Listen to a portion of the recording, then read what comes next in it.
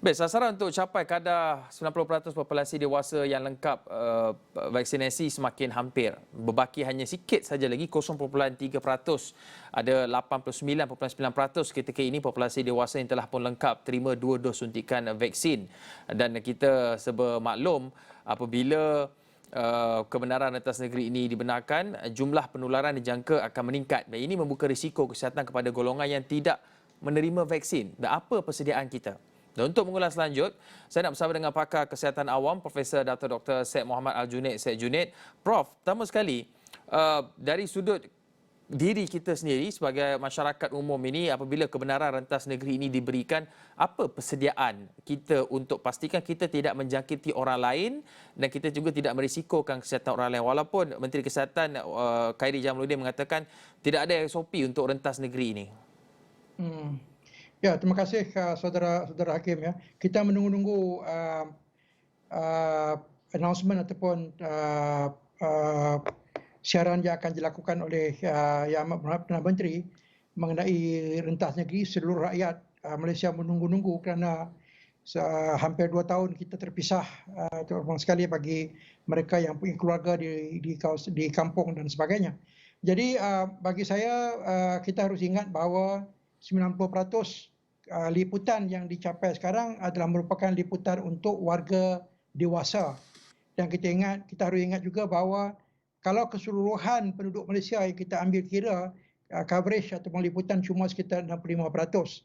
Dan ingat bahawa yang 10% lagi itu adalah merupakan mereka yang mungkin belum berpeluang untuk mendapatkan vaksin disebabkan oleh kontraindikasi ataupun faktor-faktor mobility. Dan juga mungkin juga mereka ini golongan yang memang tidak mahu mengambil vaksin yang terdiri daripada golongan yang tidak percaya dengan vaksin dan sebagainya.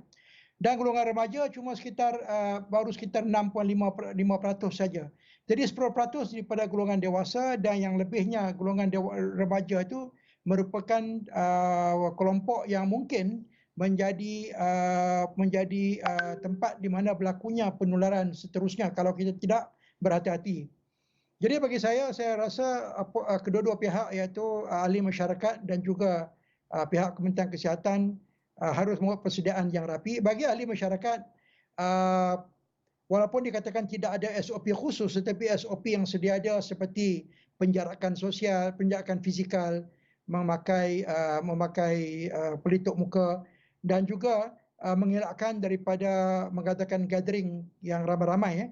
Dan pada masa yang sama, kalau sekiranya ahli masyarakat itu atau antara ahli masyarakat itu mempunyai tanda-tanda COVID-19, kita harapkan mereka tidak kembali ke kampung atau bergerak ke tempat-tempat yang mereka inginkan, kerana kalau di sana ada ahli keluarga, warga emas dan sebagainya, walaupun mereka sudah mengambil vaksin, tetapi mereka masih juga mempunyai risiko yang agak tinggi, terutama sekali kalau sekiranya ada di antara ahli keluarga yang melebihi umur, yang warga tua melebihi umur 60-65 tahun ke atas yang belum mengambil vaksin.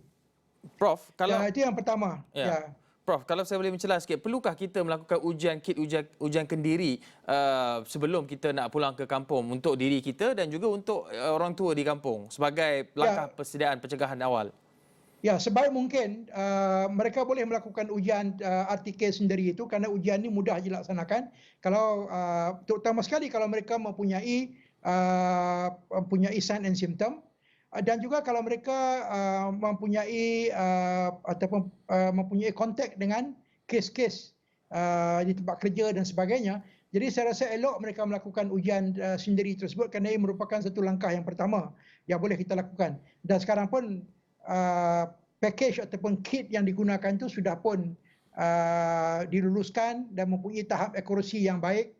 Jadi kalau sekiranya kita mempunyai alat tersebut, kita kalau tidak ada sila beli daripada farmasi dan sebagainya, sila lakukan. Ini merupakan satu langkah yang baik yang boleh menjadi satu lapisan pertama untuk mengelakkan daripada kita menular penyakit tersebut, COVID-19 ini kepada ahli keluarga kita, terutama sekali di kampung dan sebagainya.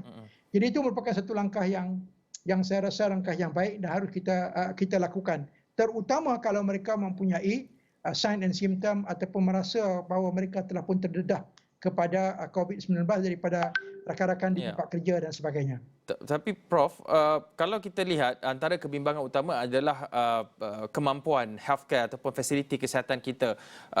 Angka jangkitan COVID-19 mungkin akan meningkat, terutama sekali apabila kita menyebut satu keadaan di mana pandemic of unvaccinated people, maksudnya mereka yang tidak divaksin ini lah yang akan menyumbang ataupun memenuhi katil-katil di ward dan juga di unit rawat terapi. Adakah fasiliti kesihatan kita mampu untuk menampung jumlah 10% ini? Nampak kecil, tapi kalau kita terjemahkan kepada keseluruhan populasi ratusan ribu ataupun mungkin juta sebenarnya, adakah fasiliti kesihatan kita mampu untuk menampung jika selepas rentas negeri ini dibenarkan ia mencanak naik kembali? Ya, kalau kiranya kes meningkat dengan begitu mendadak sekali, memang kita akan menghadapi masalah yang serupa yang kita hadapi sebelum ini. Apa yang kita harapkan adalah Kementerian Kesihatan yang mempunyai pejabat-pejabat kesihatan daerah di setiap daerah dan juga di klinik kesihatan. Saya harap kekitangan kesihatan yang ada di sana sudah pun membuat persediaan, kuatkan surveillance, itu langkah yang pertama sekali, iaitu melakukan pengawasan apabila ada kes-kes di dalam setiap daerah. Yang kedua adalah memperkuatkan kontak tracing. Ini harus kita lakukan, dan kontak tracing ataupun mengesan kontak ini harus dilakukan dengan lebih efisien. Dan kita tahu kita menggunakan MySejahtera. Jadi perisian MySejahtera harus diperkuatkan lagi, dipertingkatkan supaya boleh dilakukan kontak tracing secara digital. Ini yang dilakukan di banyak negara-negara, terutama sekali negara-negara yang maju. Dan kita, saya rasa pada masa sekarang MySejahtera belum lagi optimum dalam melakukan contact tracing ini. Kalau kita mempunyai digital contact tracing, lebih mudah untuk pejabat kesihatan dan juga kaki-tangan di klinik kesihatan mengesan apabila berlaku sebarang kes-kes yang baru. Pada masa yang sama, saya harapkan kepada pakar-pakar kesihatan awam yang bekerja di PKD dan juga klinik kesihatan supaya menyiapkan senarai kes-kes ataupun penduduk di dalam daerah yang tidak mendapatkan vaksinasi, mungkin disebabkan oleh faktor-faktor tertentu. Senarai ini harus ada supaya mereka tahu kalau sekiranya ada kes, mereka tahu nak pergi ke mana dan melakukan contact tracing dengan segera. Tidak boleh berlaku, tidak boleh dilewatkan.